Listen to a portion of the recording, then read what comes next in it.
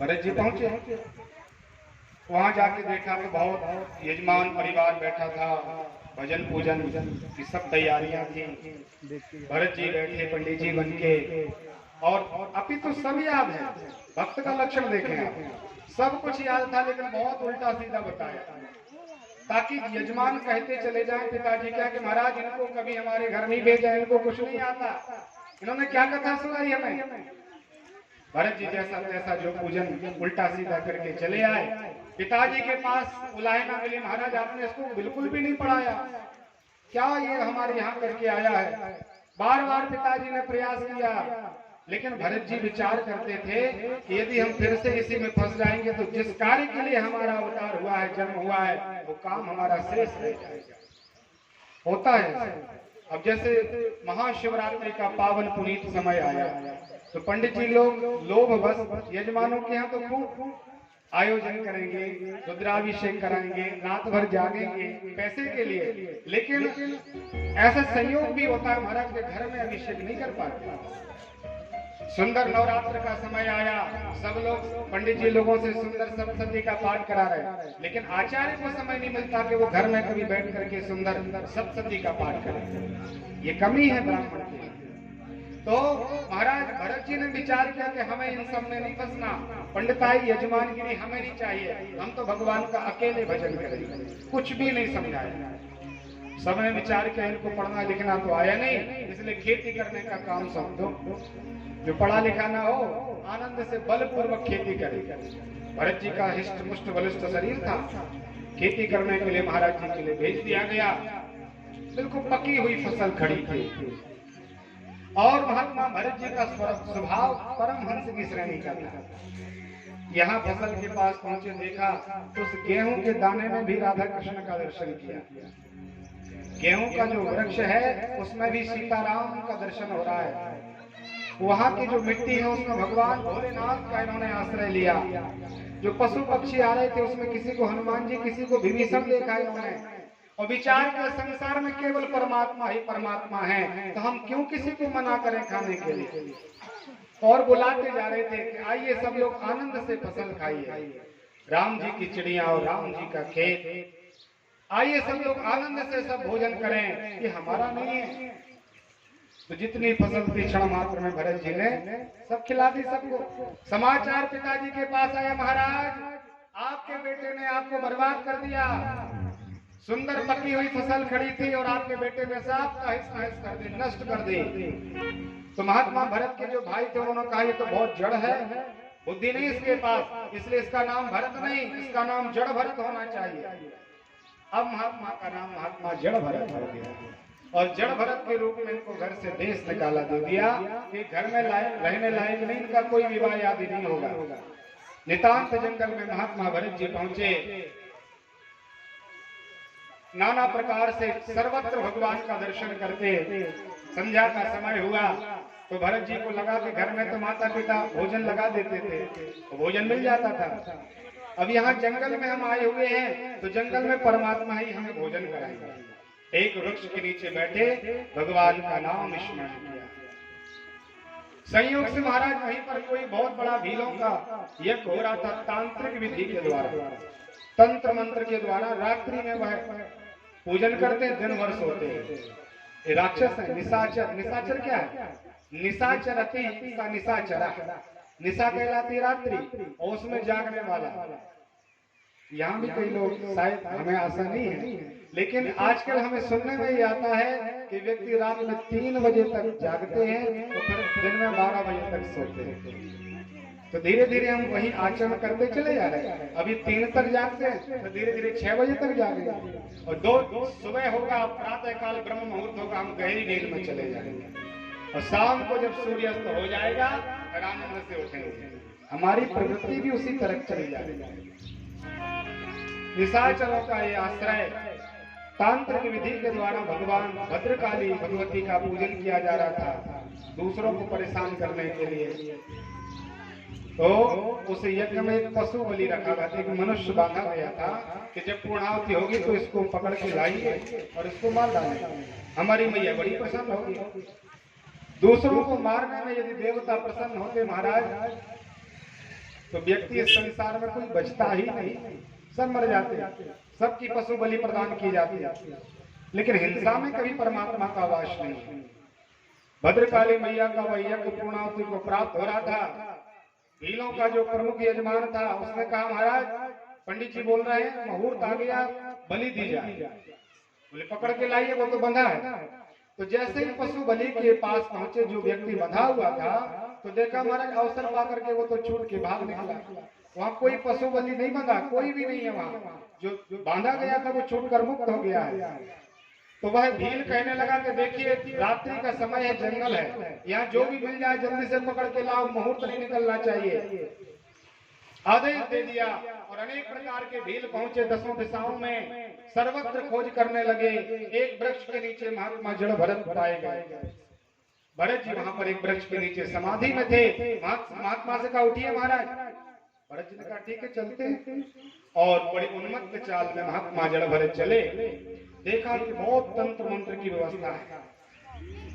भगवान का पूजन करने वाला परमात्मा के जैसे ही अपनी स्वयं की रूपरेखा बनाता है। यदि आप पुलिस में सेवाएं दे रहे हैं तो आपको उसकी ड्रेस पहनना पड़ेगा, उसका चिन्ह आपको धारण करना पड़ेगा, तब आप उसके योग्य माने जाओगे। यदि आपको भगवान का भजन करना है तो पहले उनके जैसे आपको स्वरूप धारण करना पड़ेगा। कंठी माला पहनना पड़ेगा, ऊर्ध्वपुंड या त्रिपुंड लगाना पड़ेगा, आपको शिखा सूत्र धारण करना पड़ेगा, तब कहीं परमात्मा के आप भक्त माने जाओगे कि हाँ आप परमात्मा के अनुयायी। ऐसे ही जो तांत्रिक विद्या करते हैं वो पहले से अपना स्वरूप बना लेते हैं। काला काला टीका लगाएंगे, बड़े बड़े जटाएं, बड़े बड़े बाल, काले वस्त्र पूरे शरीर में, मुंडों की माला धारण करेंगे। तो दूर से ही व्यक्ति देख करके भयाक्रांत हो जाएगा। भरत जी को लगा ये सब क्या हो रहा है। 56 प्रकार के व्यंजन की व्यवस्था महात्मा भरत को की गई। जब पशु बलि दी जाती है, बलि चलाई जाती है, तो पशु को प्रसन्न करने के लिए बहुत भोजन कराया जाता है। महात्मा ने बहुत भोजन पाया, माला पहनाई गई, तिलक लगाया भरत जी को, और खड्ग पूजन किया गया। तलवार का पूजन हुआ कि अब इनका गर्दन सिर धड़ अलग किया जाएगा।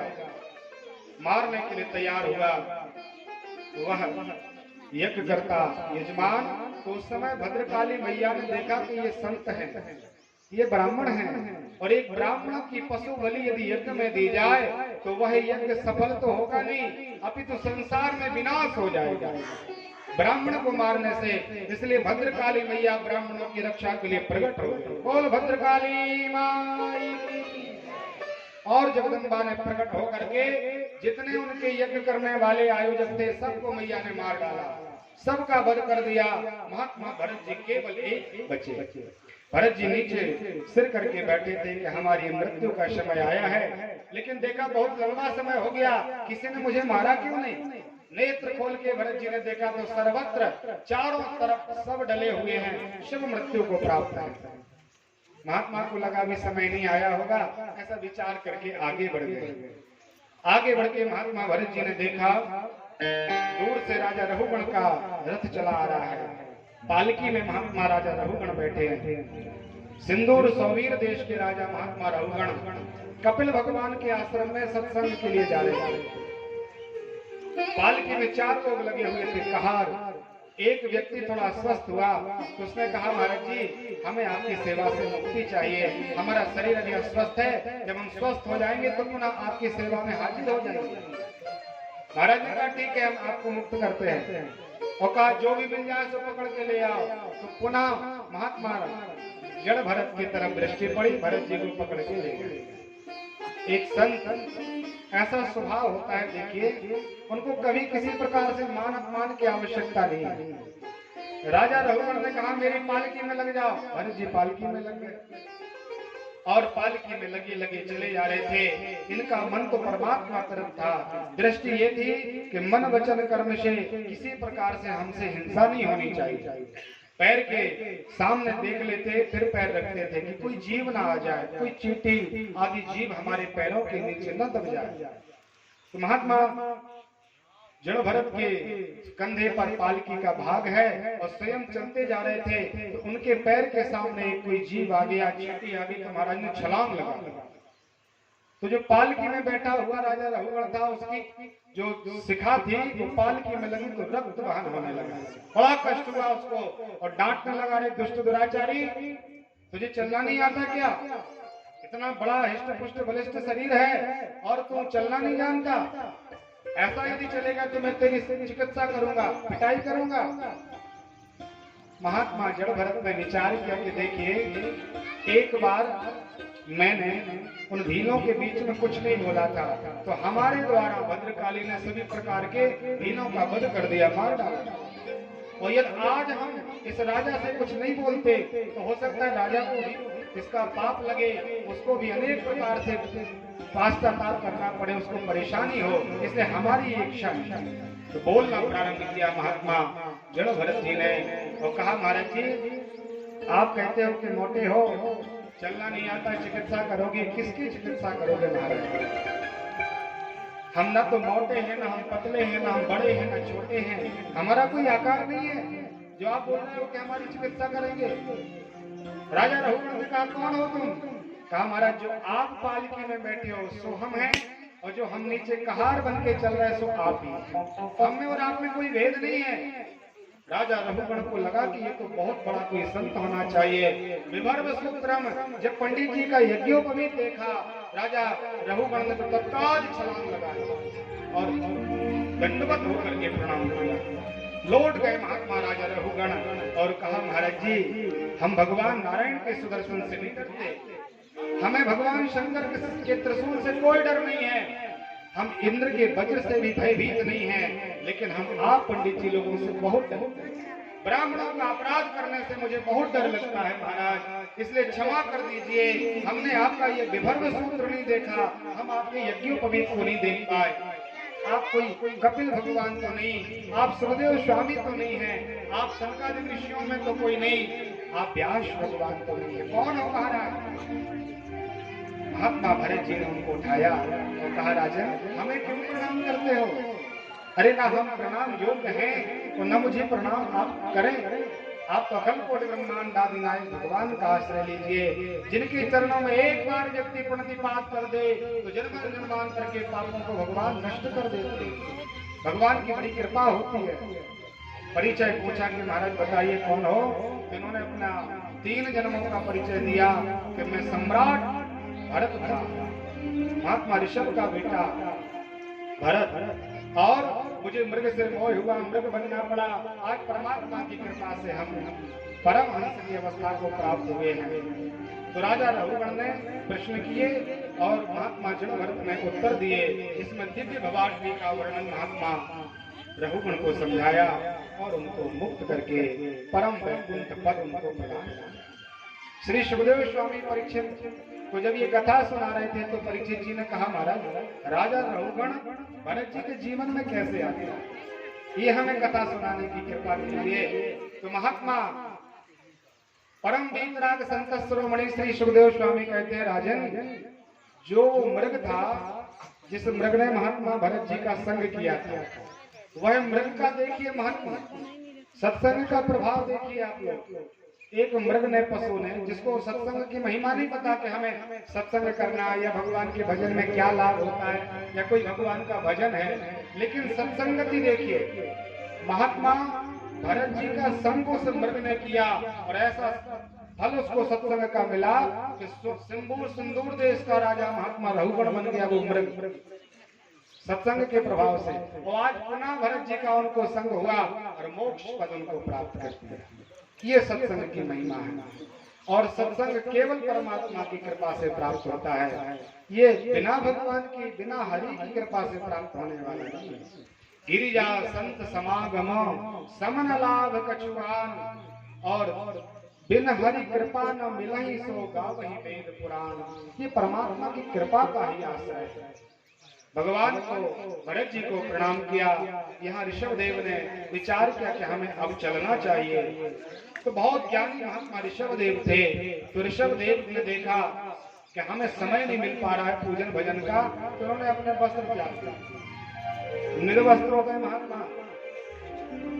अब इन्होंने विचार किया कोई पास में नहीं आएगा, फिर भी व्यक्ति इनके पास जाते पूछते तो ये पत्थर मारने लगे कि सबको लगे तो पागल हो गया।